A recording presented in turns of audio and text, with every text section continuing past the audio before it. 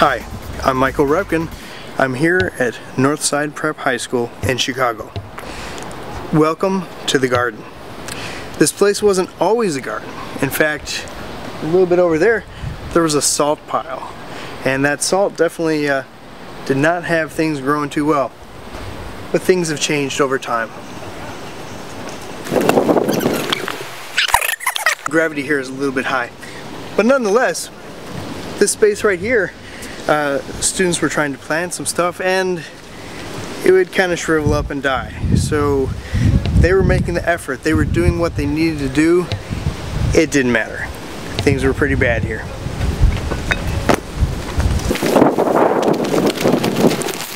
Right now I'm stepping on a little piece of Chicago. This material here that looks like maybe it's just gravel, well, it's actually sidewalk. Ground up sidewalk from the city of Chicago. This also is sidewalk. We've used it as a retaining brick. So stuff that many years ago might have headed towards a landfill, not here. We make sure it gets to good use. Over here we have some concrete test cylinders. These would have wound up in a landfill too, and we've turned it into art. So this kind of nice looking soil, it's got a little bit of wood chip to it, but it's really improving pretty fast. We're using a lot of green manure plants like comfrey right here.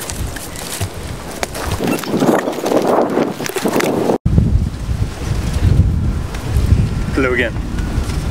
Welcome to my lair.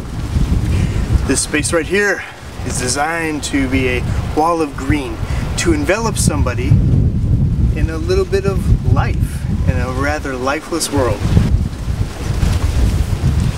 This place actually hasn't had a lot of money, had a lot of love, had a lot of people in the community coming together to work and bring materials here, but not a lot of cash.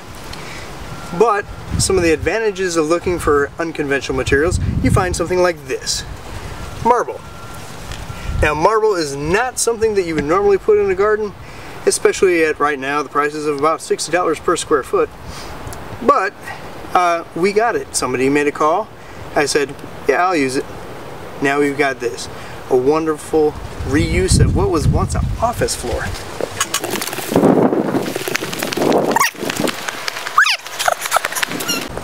So we have here one of my other friends, the Jerusalem artichoke. It's a plant that can be used for food, fuel, and fiber. So we're not looking at just what to eat. We're not just looking at some stuff that's pretty. We're actually looking at stuff that can make a difference in the world.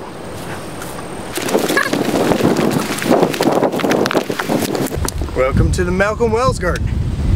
So Malcolm Wells was an architect. Unfortunately, he passed away a few years back.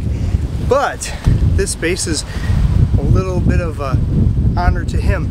And what he did was he was rethinking the way that humans and buildings interacted. He was seeing the destruction that things caused. And this right here is not just a place that's a piece of art, but this is growing food for students that need it. And also, every week, food goes to a food pantry. Like carrots, collards, the green. We are surfing with the Swiss chard. And you gotta have fennel. It's good stuff.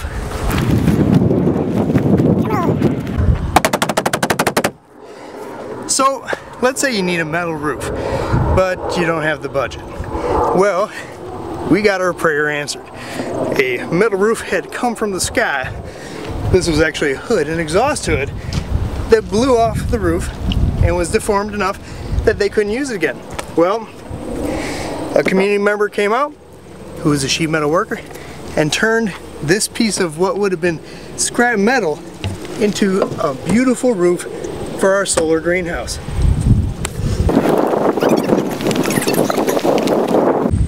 Now this right here looks a little bit like some sort of gray Rice Krispie or something, but it's not. This is the future of stormwater management. This is pervious concrete, specifically a product called filtercrete.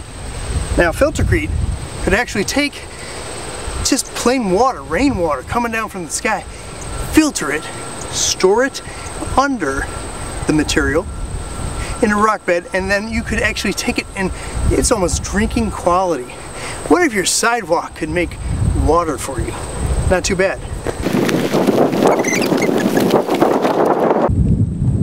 Welcome to the council circle, where the fate of the world is decided. Careful there. This place is constructed of material that also would have wound up in the landfill. Believe it or not, even these things that look pretty good, they're part of a landscape that was being torn out. Well, we talked to our friends, and they said, hey, you really want this? We said, yeah. Thought we were crazy, but students had an opportunity to learn about some brickwork and putting stuff together, and now it's an outdoor classroom. So the students can come here, learn outside, teacher can teach, and everybody can have a great day with what was once just a bunch of junk. And that's, you know, really taking something that might be considered a waste product, turning it into a resource, a beautiful resource, a resource for education, a resource for the future.